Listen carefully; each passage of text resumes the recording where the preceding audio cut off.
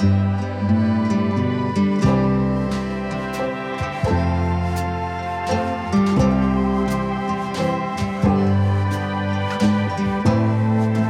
Army in September of 1963, which was after I graduated from the university. And I stayed in until June of 1972.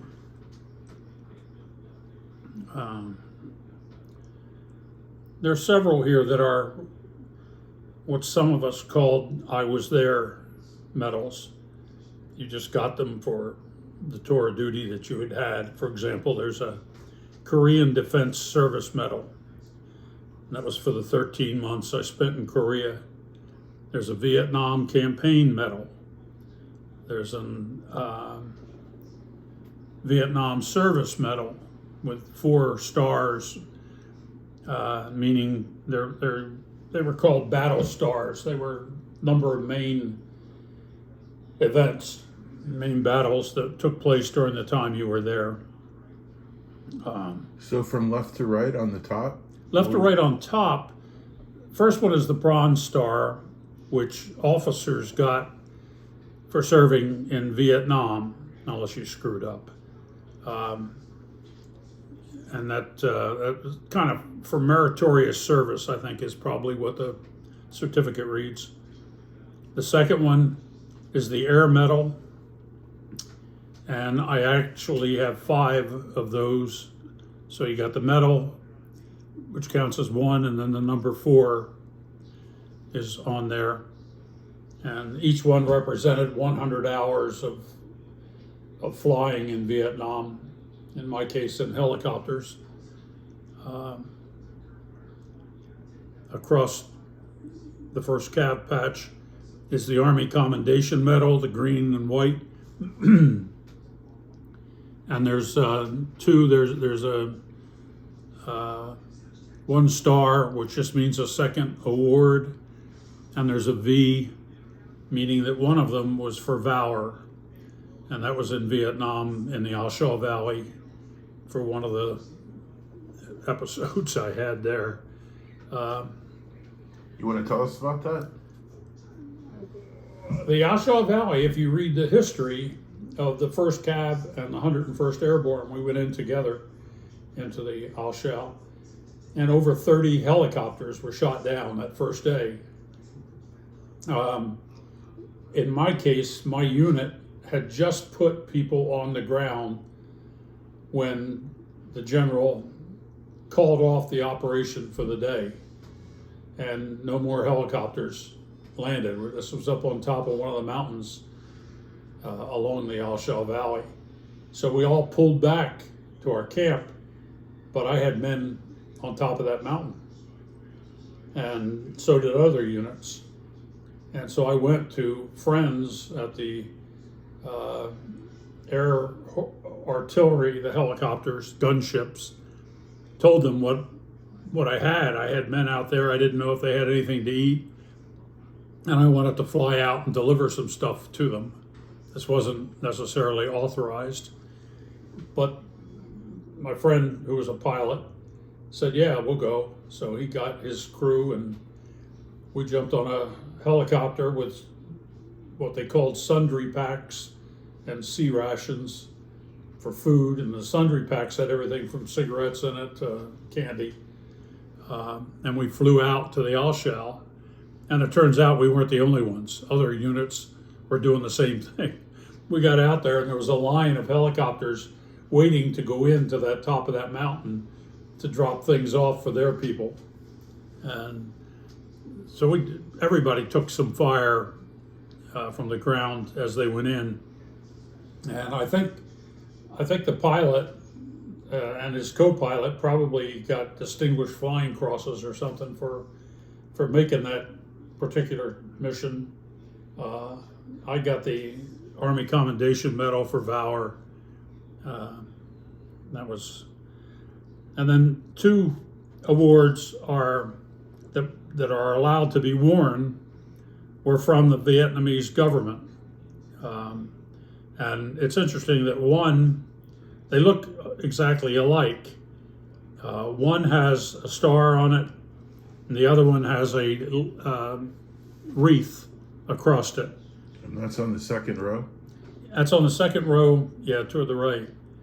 The star, the reason I have two of them is it was a mission, one of the big missions that we had, and my unit was decorated by the President II of Vietnam. So as the commanding officer, I got a personal award, which is the one with the star, and my unit got an award, which is the one with the wreath, for the artillery mission that we accomplished in over a 2 or 3 day period. We set some records for the number of rounds fired and things like that. Wow.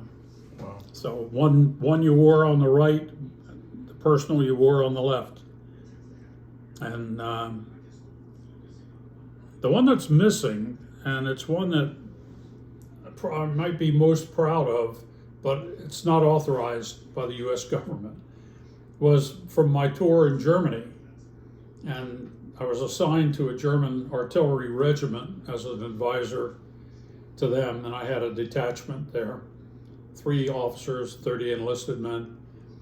And they had failed 2 inspections, and if they failed a 3rd time, they would be decertified, and they wouldn't have our weapon systems.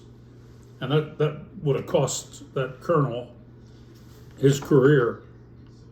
So our people replaced the American commanding officer of the detachment. He was a West Pointer, so he was allowed to change branches, and he went from artillery to quartermaster and stayed in the Army, as far as I know. And I was put in his place, taken from one detachment in Gießen and put up in Trisa. And I had 30 days before the 3rd inspection. And I was told if they failed a 3rd time, I'd be replaced. And we passed, they passed. So the colonel, at the end of my tour, when I was going to Vietnam, presented me with the regiment silver medallion. And there's a certificate, framed certificate, somewhere downstairs. And the award itself is just a stick pin with the award, very small. And I wore it a few times when I was working for Frankie. Anytime I was going to have a meeting in Germany, or I thought the Germans were going to be at the thing, I'd put that on and wear it over just to see if any of them recognized it. And a couple did. And at the time, I had friends, German officers in the unit that I was advising. And when I got the silver medallion, they were actually a little upset, because when they got one, it was usually the bronze, which is one step down from the silver. And but they didn't. I don't think they fully realized how close they were to losing the U.S. weapon systems. Wow. So, and that's pretty much it. There's Is it true that last story was the inspiration for the movie Stripes? with Bill Murray? I think he was in my unit. He might have been a helicopter pilot. We called him Crash Brown, but that might have been him. The 2nd Army Commendation Medal came from my final tour down in Alabama at what was then Florence State University, now the University of North Alabama. And that was for meritorious service for the 3 years that we spent in Alabama. And that was it. Something else, Dad, I'll tell you what. We're so proud of you. It was every tour. I never regretted the tours. Korea, I mean, I've never been as cold as I was in Korea. I've never been as hot as I was in Vietnam. Never been as sick as I was in Vietnam with dysentery.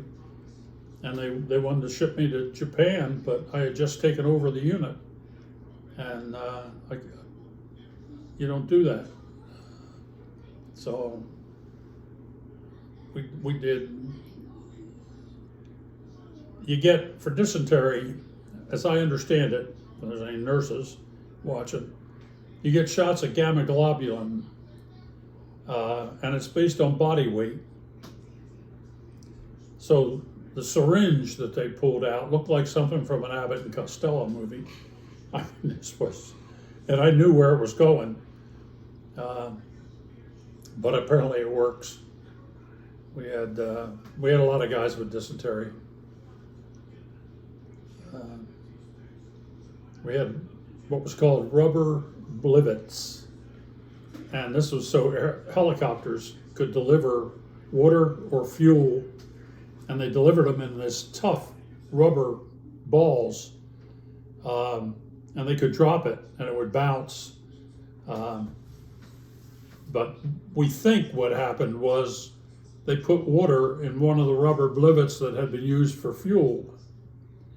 And that's why a bunch of us came down with dysentery. Oh, no. And you'd think we'd know the difference in taste between water and fuel, but I don't know if that's what it was or not.